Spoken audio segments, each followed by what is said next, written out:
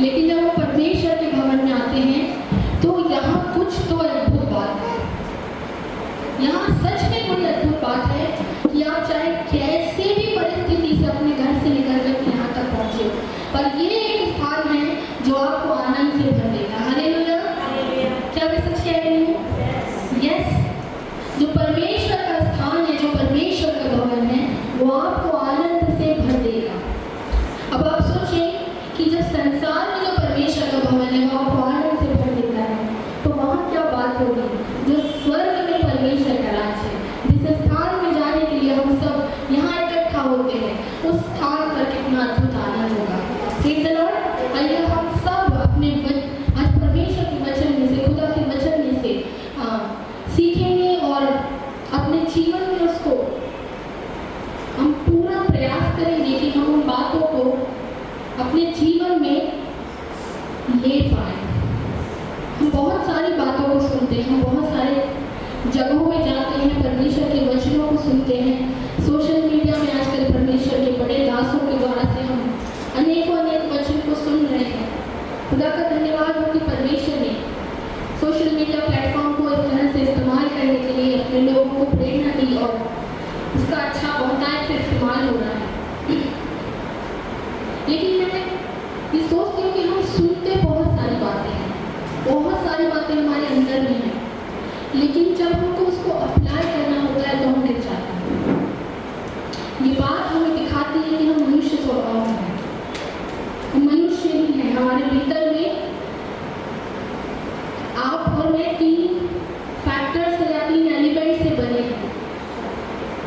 शरीर जो आपको और मुझको बाहर से दिखाई देता है, प्राण जो आपको और मुझको दिखाई नहीं देता but it is very dominating, and then the spirit which is gifted by God. ठीक है। परमेश्वर का पवित्र आत्मा जो आपके और मेरे साथ काम करता है, हमारे अंदर में भी एक स्पिरिट को परमेश्वर ने दिया है। आप और मैं इन 3 चीज़ों से बने हैं, और जो प्राण होता है ना वो बड़ा डोमिनेटिंग होता है। शरीर को एक्चुअली में कोई नीड नहीं, it is just a tool. वो सिर्फ एक टूल के समान जो प्राण से जो विचार और सोच निकलते हैं उनको पूरा करने में वो सहायता करता है।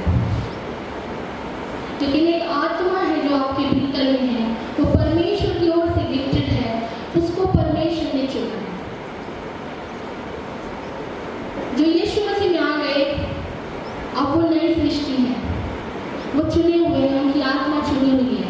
शरीर नष्ट हो जाएगा परंतु आत्मा हमेशा के लिए रहेगी, क्योंकि परमेश्वर ने मनुष्य की सृष्टि मिट्टी से की और लिखा कि मिट्टी में ही मिल जाएगी। लेकिन जो आपके और मेरे नथुने में, जो आदम के नथुने में परमेश्वर ने श्वास फूका, वो सदा रहेगा, क्योंकि वो परमेश्वर की ओर से है, वो परमेश्वर का है ना, और वो सदा काल के लिए जीवित रहेगा। इसलिए परमेश्वर ने बड़े अद्भुत उपायों को हमारे लिए किया कि जब वो सदा काल तक जीवित रहने वाली आत्मा है, वो एक ऐसे स्थान में जीवित रहे जहाँ आनंद और शांति हो। Praise the lord.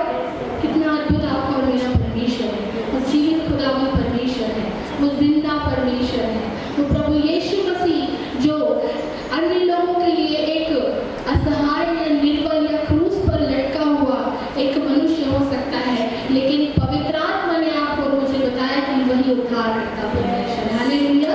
वो सच्चा जीवित खुदा है ना। वो आपको और मुझको शारीरिक जीवन देने के लिए नहीं क्रूस पर लटका, वो आपको और मुझको आत्मिक जीवन, वो भी अनंत काल के लिए देने के लिए उस क्रूस पर अपने आप को बलिदान किया। हालेलुया। हमने बीते समय में जब हमने क्रूस की वाणियों को सुना, हमने रेजरेक्शन डे के विषय में सुना, उसके बाद हमने देखा कि कितने अद्भुत चेंजेस उस समय के बाद से हुए। मैं आपको कई बार कह चुकी हूँ कि वो समय इंटरनेट का टाइम नहीं था, छोटी सी जगह में ये घटना हुई, लेकिन आज पूरे ग्लोब में आप देख लीजिए, हर एक जगह में यीशु के नाम को जाना जाता है। आप लोग गूगल सर्च करते हो, आप सर्च कीजिए द मोस्ट सोल्ड बुक कौन सी है, आप देख लो, आप खोज के देखो, आप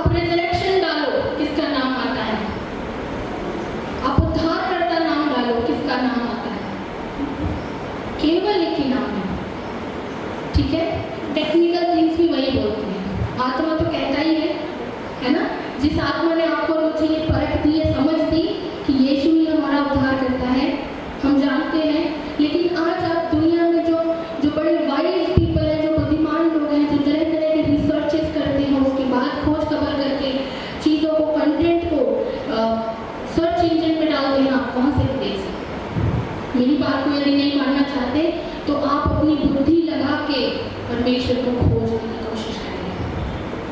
कभी आपने कभी सोचा कि मैं जानने की कोशिश करूं कि सच्चा परमेश्वर कौन है?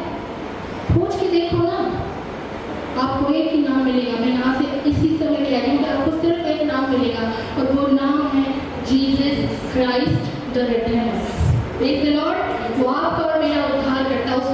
उसने आपको और मुझको खरीदा है, मोल ले करके, लहू का दाम दे के उसने आपको और मुझको खरीद लिया है ना। अब हम स्वतंत्र हैं, हम उसके साथ रखे गए हैं, हम पाप के दासत्व में नहीं है। Praise the Lord. हमने यशायाह की पुस्तक में देखा था, उसके 9वें अध्याय में उसका 6वां पद को निकाल ले।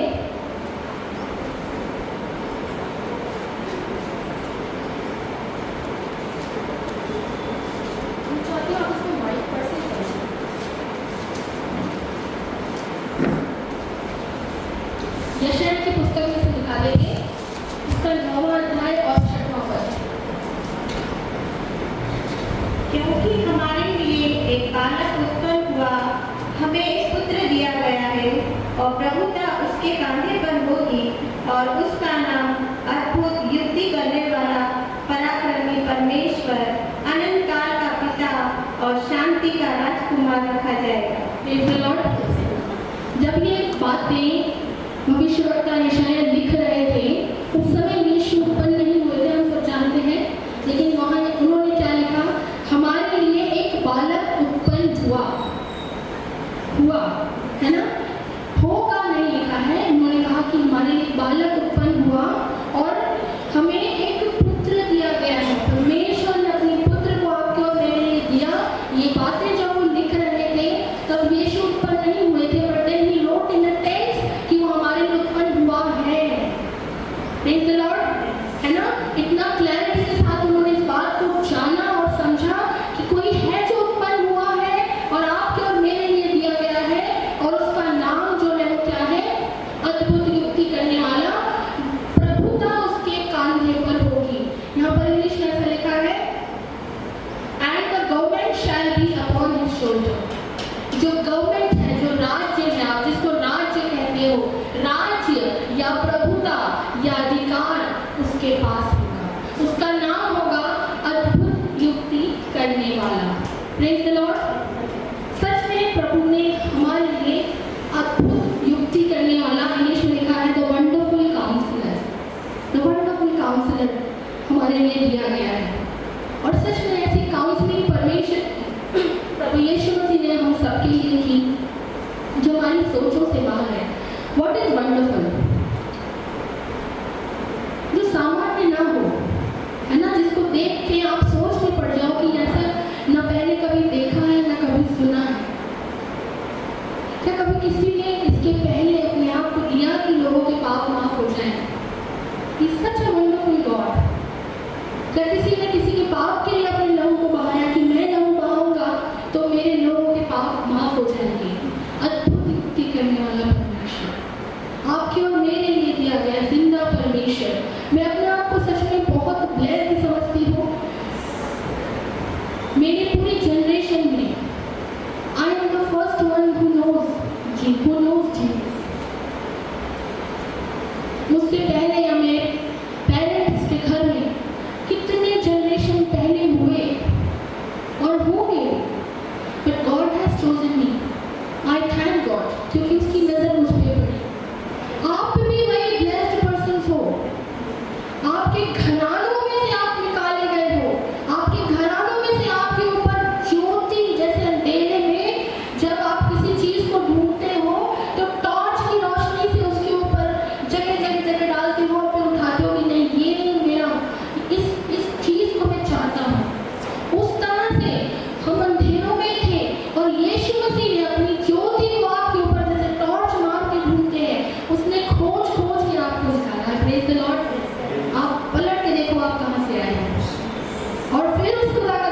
याद करो और फिर उस गंभीरता को समझो कि आपको कहाँ से बचा के वो परमेश्वर इस स्थान पर ले आया, क्योंकि उसकी बड़ी योजना आपके साथ है। उसकी योजना सिर्फ इतनी नहीं है कि आप संडे संडे चर्च में आओ और उसके बाद अपने घर चले जाओ। उसकी योजना ये भी नहीं है कि आप फेस्टिवल क्रिश्चियंस बन जाओ और फेस्टिवल्स में आओ, पूरा चर्च भर दो और बड़े अच्छे कपड़ों के साथ आओ और बड़ी तैयारियों के साथ आओ और फिर कहो कि हम विश्वासी, हम मसीही हैं। ये उसकी योजना नहीं है। उसकी योजना बड़ी अद्भुत है। मैंने कहा कि वो अद्भुत युक्ति करने वाला परमेश्वर है, वो मनों को बदलने वाला परमेश्वर है। उसकी योजना ये है कि वो आपके मन को बदल दे। वो आपको बदलना चाहता है, क्योंकि जब तक हम बदलेंगे नहीं, हम उसके साथ नहीं जा पाएंगे। Praise the Lord. आज हम एक छोटी सी बात को यहाँ से सीख कर जाएंगे। मनुष्य वाकई में यीशु के आने से पहले तक दासत्व में था, बंधनों में था, बहुत सारी गुलामियों में था, है ना।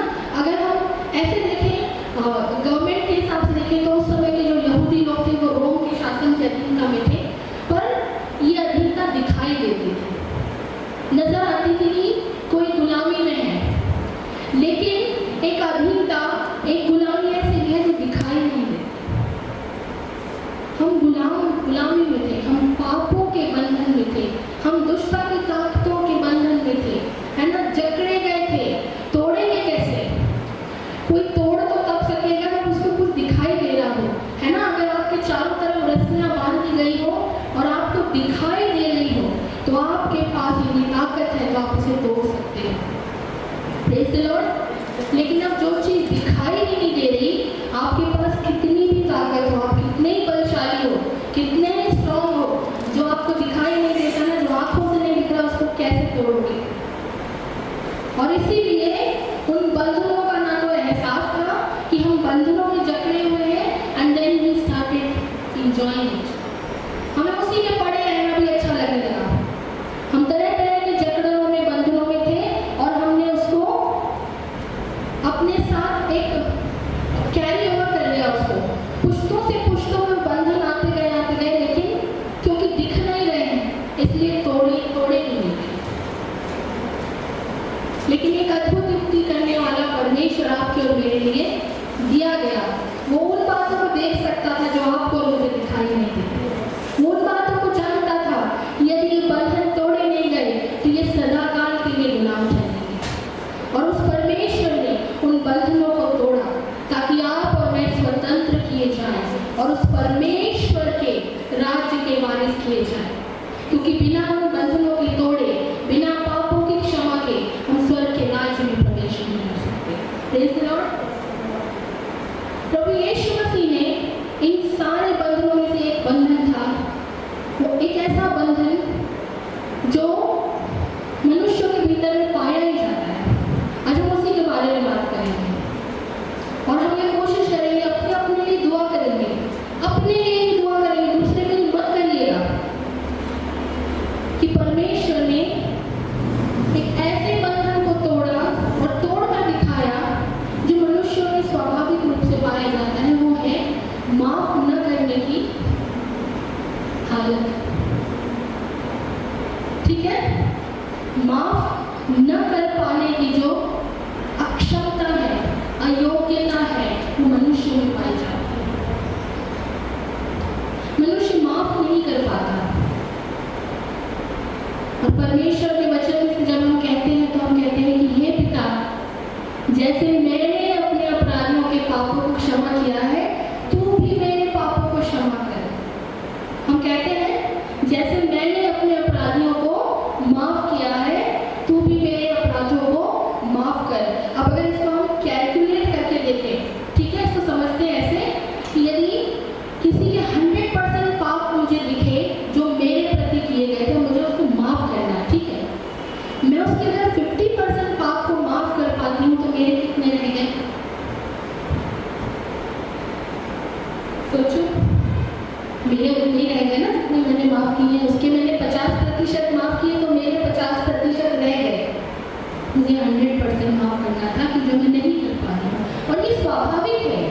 ये मनुष्य के भीतर में है।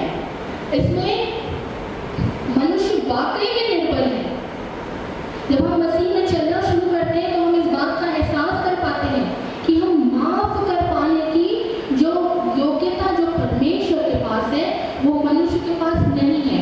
क्षमा करने का जो गुण है वो परमेश्वर का गुण है। जो दया और करुणा करने का गुण है वो परमेश्वर का अधिकार है। वो मनुष्य के पास सच में नहीं है। वो आपके पास सिर्फ एक ही बात में आ सकता है। वो हम आगे पढ़ेंगे, लेकिन इस समय मैं चाहती हूँ आप निकालिए यशाया उसका 43 और उसका 25 नंबर का पद।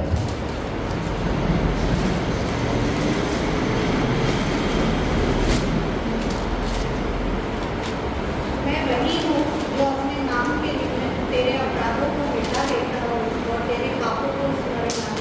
Praise the Lord.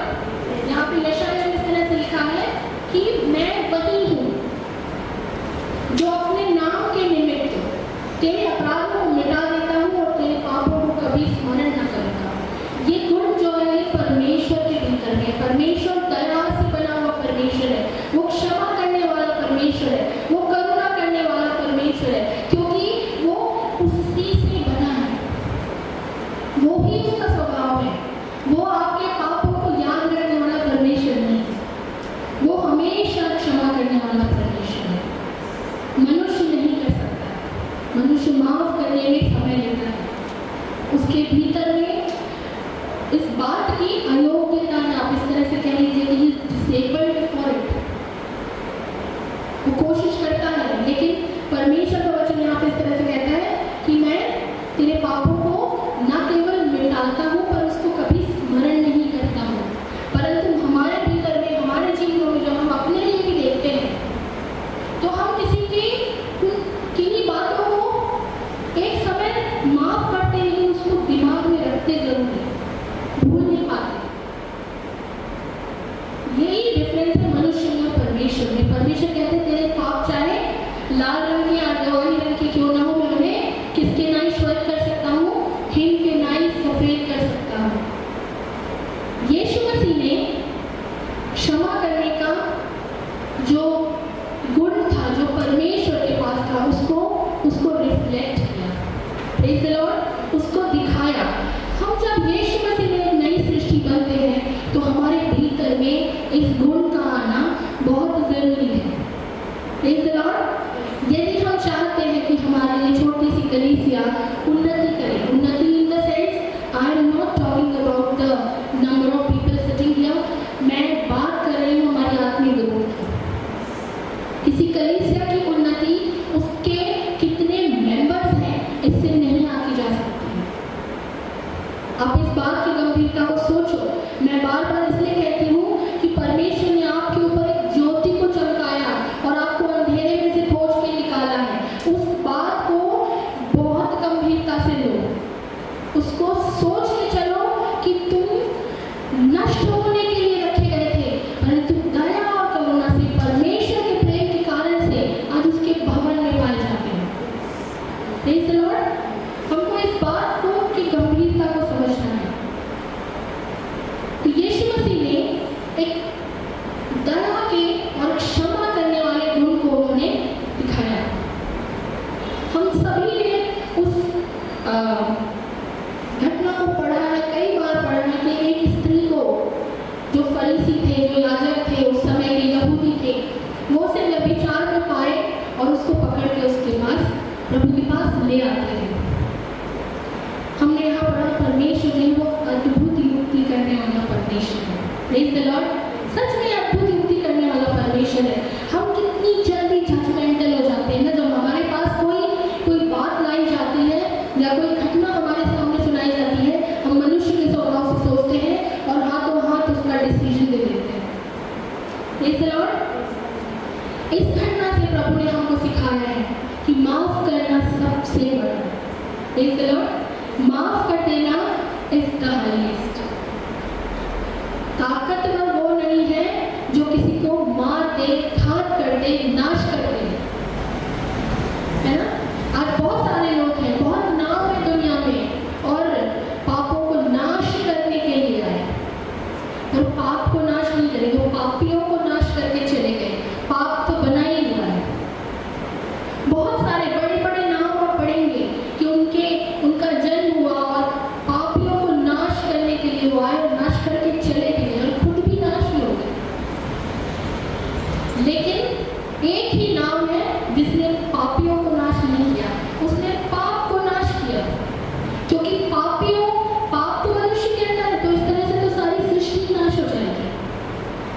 परंतु परमेश्वर के पुत्र ने पाप को नाश किया, है ना। उसने एक ऐसे स्वभाव को आपको और मुझको दिया है जिसको आज हमको यहाँ से सीखना है, इसकी प्रैक्टिस करनी है समय समय।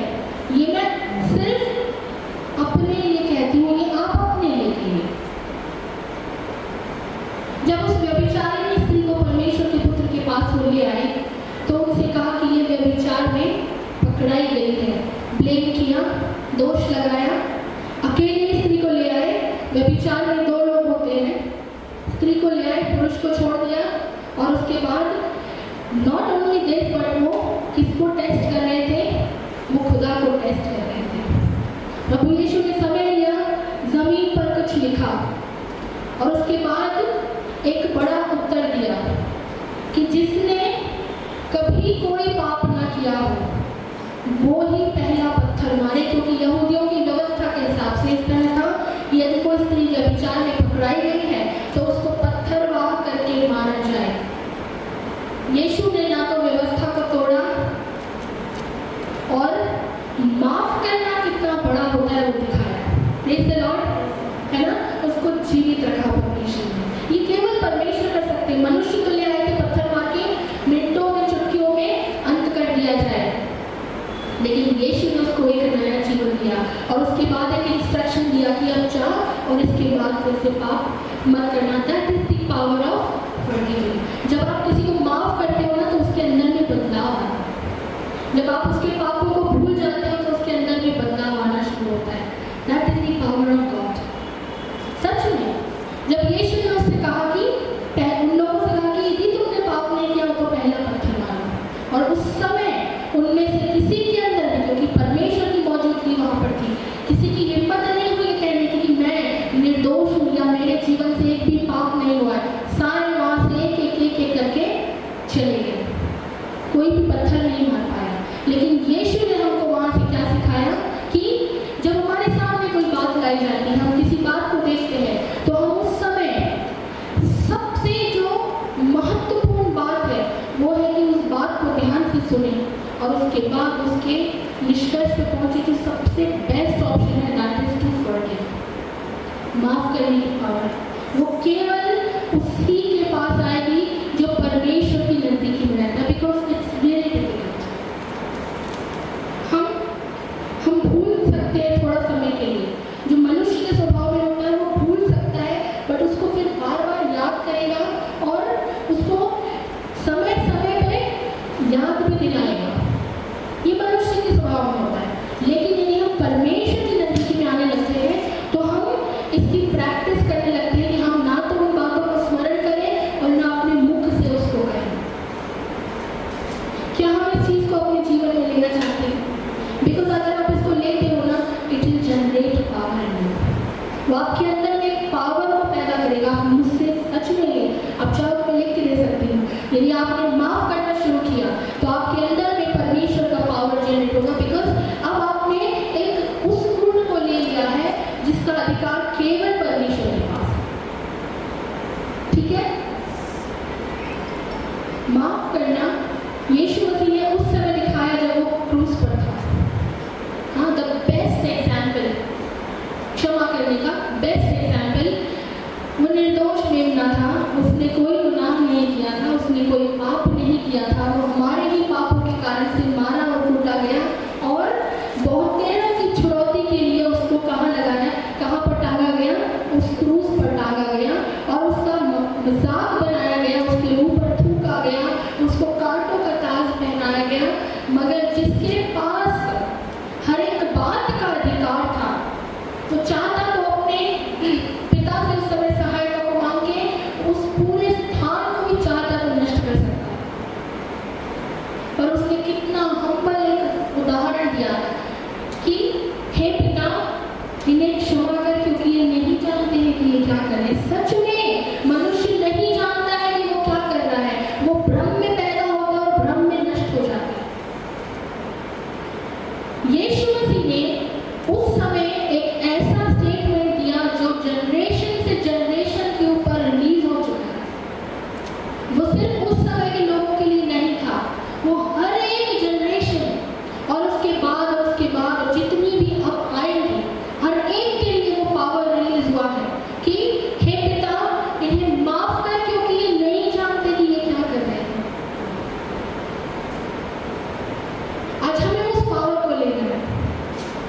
जब हम ये कहते हैं कि हम विश्वासी हैं, जब हम ये कहते हैं कि हम प्रभु यीशु मसीह के हैं, तो हम साप्ताहिक क्रिश्चियन नहीं हो सकते, हम मासिक क्रिश्चियन नहीं हो सकते, मंथली क्रिश्चियन मंथ में एक बार आ जाए, और ना ही हम फेस्टिवल क्रिश्चियन हो सकते हैं। We have to be Christian each and every minute. Praise the Lord, which is absolutely difficult. वो मुश्किल है, लेकिन एक चीज है जो आपको सामर्थ्य दे सकती है। मैं आपको अपने ही जीवन से कहती हूँ, हम रोज ही गिरते हैं और रोज उठते हैं। यीशु मसीह में बने रहना बहुत आसान काम नहीं है, क्योंकि आपको किसको बनाना है पता है? आपको अपने आप को बनाना होता है, और अपने आप को बनाना ही सबसे ज़्यादा मुश्किल है। आपको दूसरे को करेक्ट करना आसान है, अपने आप को करेक्ट करना होता है। जो यीशु मसीह में होता है ना, वो दूसरे को करेक्ट नहीं करता, वो अपने आप को करेक्ट करता है। और वही मुश्किल है, वही तकलीफ देने वाला है, वही पेनफुल है, क्योंकि जब हम अपने आप को करेक्ट करते हैं तो हमारा जो शरीर और प्राण है वो हमें ये बताता है कि तू सही है। यस, परंतु पवित्र आत्मा जो यीशु मसीह ने आपके और मेरे लिए भेजा एक सहायक के रूप में, वो कहता है कि तुझे बदलने की जरूरत है। प्रेज़ द लॉर्ड, तुझे बदलने की जरूरत है। और बदलना क्यों है? यदि ये आवाज आपके कान में जिस दिन आए कि तुझे बदलना है, तो उस दिन अपने मन को कठोर मत करना।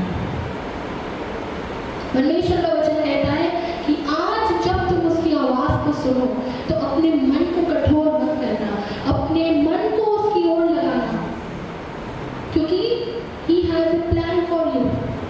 यदि आपने इस पृथ्वी पर जन्म लिया है, तो मैं आपको यकीन से कहती हूँ कि उसका नाम आपके कानों में सिर्फ इसलिए गया है क्योंकि वो आपसे प्यार करता है, वो आपसे अद्भुत प्रेम करता है, वो आपको बचाना चाहता है। वो चाहता है कि उसके राज्य में, जब वो अपने राज्य में हो, तो आप उसके ही साथ पाए जाओ। Praise the Lord. जो दूसरा स्थान है वो मनुष्यों के लिए परमेश्वर ने नहीं बनाया, परमेश्वर ने मनुष्यों के लिए स्वर्ग के राज्य को ही बनाया है। और इसलिए वो चाहता है कि हर एक जन जो इस पृथ्वी में जीवन या जन्म लेता है, वो उसके राज्य का वारिस है। वो हमसे सच में अद्भुत प्रेम करता है, इसलिए लिखा है कि वो अद्भुत युक्ति करने वाला परमेश्वर है। इस तरह की युक्ति किसी ने नहीं की कि अपने प्राण को आपके लिए सिर्फ इसीलिए गंवा दे कि आप उद्धार का जीवन पाओ। उसके प्रेम को ना तो हम किस शब्द में माप सकते हैं, उसका कोई मेजर नहीं है, उसको आप और मैं सिर्फ फील कर सकते हैं। कभी बैठे बैठे यीशु मसीह के बारे में सोचना और फिर देखना कि सच में उससे प्यार किया जाना चाहिए, वो सच में प्रेम पाने के योग्य परमेश्वर है।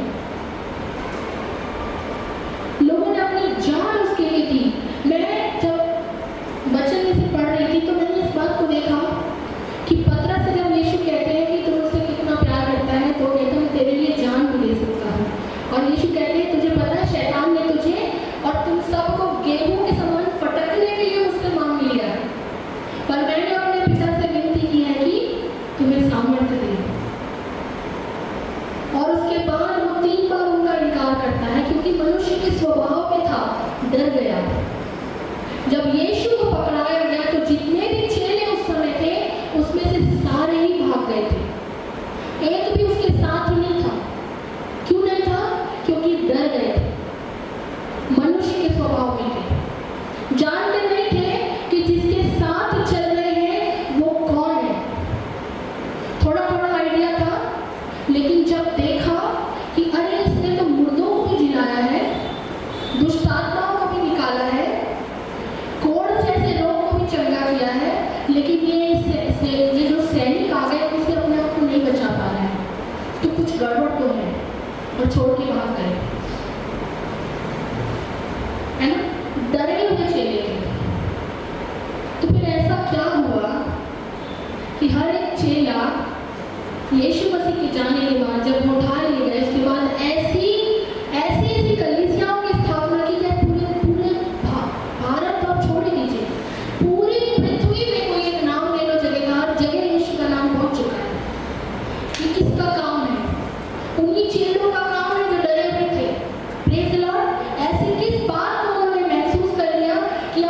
खुद की जान उनके लिए कीमती नहीं थी, परंतु परमेश्वर का वचन फैलाना उनके लिए ज्यादा कीमती हो गया, अपनी जान से ज्यादा कीमती हो गया, क्योंकि वो जान चुके थे कि जिसके साथ वो उठते बैठते खाते थे और जिसको क्रूस पे उन्होंने देख लिया बलिदान होते हुए, वो मरा नहीं है, वो जिंदा परमेश्वर है, वो जीवित हो चुका है, वो जय पाया हुआ मेमना है, वो हमारी आंखों के सामने से वो स्वर्ग पे उठाया गया है, वो उसके गवाह थे। उन्होंने अपनी खुली आंखों से शरीर में रहते हुए, नो हेलुसिनेशन, ओके, कोई दृष्टि भ्रम नहीं हुआ था। बहुत सारे लोगों को यीशु मसीह 40 दिन तक लगभग 500 लोगों को दिखाई दिए पुनरुत्थान के बाद में। ये बहुत सारे लोग इसको हेलुसिनेशन कहते हैं, दृष्टि भ्रम कहते हैं, लेकिन दृष्टि भ्रम किसी एक को, दो को या तीन को हो सकता है, एक साथ कई लोगों को नहीं हो सकता है। तो जब उन्होंने प्रभु यीशु मसीह को देखा कि ये तो बादलों पे हमारे सामने उठाए जा रहे हैं, तब उन्होंने जाना कि वो किसका इनकार कर रहे थे और ठान लिया अब यही जो डरे हुए चले थे अपनी जान की बाजी लगा के भी उस खुदा के वचन का प्रचार करते थे। Hallelujah, praise the lord. सच में, क्योंकि उन्होंने परमेश्वर के प्रेम को चख लिया था और उन्हीं के गुणों को रिफ्लेक्ट भी किया। आपको पता है जितने भी चेले थे उसमें से केवल यूहन्ना जो थे वो अपनी नेचुरल डेथ से गए, बट जो 11 चेले थे उनमें से हर एक को बहुत ही ब्रूटली मारा गया है, बहुत ही क्रूरता के साथ, बड़ी निर्दयता के साथ उनकी हत्या की गई है। पर उनमें से किसी ने भी इस बात के लिए कि मैं यीशु मसीह को स्वीकार करता हूँ कि वो मेरा उद्धार करता है, इनकार नहीं किया, चाहे जान भी चली जाए। क्यों? क्योंकि उन्हें पता है कि मैं अपने शरीर की यदि चिंता करूँगा तो मैं अपनी आत्मा को खोलूँगा, और शरीर की चिंता ना की और आत्मा की चिंता की, और ना केवल अपनी आत्मा की चिंता की पर आने वाले हर एक मनुष्य के लिए चिंता की। और इस तरह से परमेश्वर ने अपने वचन को पवित्र शास्त्र में प्रेरणा के द्वारा से दिखाया कि जब आप और मैं इसमें से पढ़ें तो हम नए जीवन को पाएं। हालेलुया। आने वाले दिन में हम इन बातों को सीखेंगे कि बाइबल जो है वो किस तरह से लिखी गई, हाँ, इसके स्क्रॉल्स डेड सी की कहाँ किन स्थानों पर पाए गए, उसके एविडेंसेस क्या है। Praise the Lord. लेकिन आज आपने और मैंने सीखा है कि हम अपने जीवन में पूरा प्रयास करें कि हम क्षमा करने के गुण को ले लें।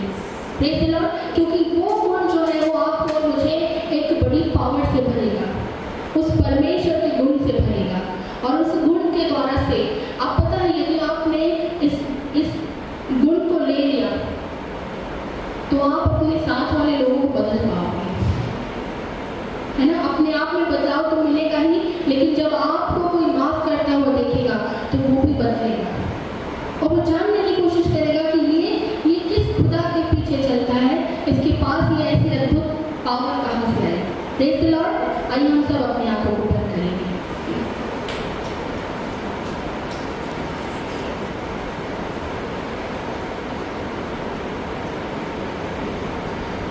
धन्यवाद परमेश्वर जी, आप सच में पिता परमेश्वर, बड़े अद्भुत युक्ति करने वाले परमेश्वर खुदा,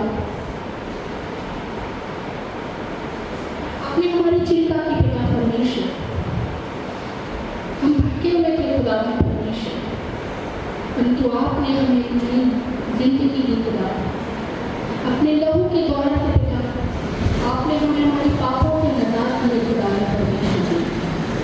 हम आपका धन्यवाद करते हैं खुदा पिता परमेश्वर जी। अब हमारे हम आपकी हुजूरी में खुदा परमेश्वर जी से बात कीजिए खुदा इस कलीसिया को पिता परमेश्वर आत्मिक उन्नति की आवश्यकता है खुदा परमेश्वर जी। सारी बातें पिता परमेश्वर दुष्ट की ओर से खुदा कैंसिल करते हैं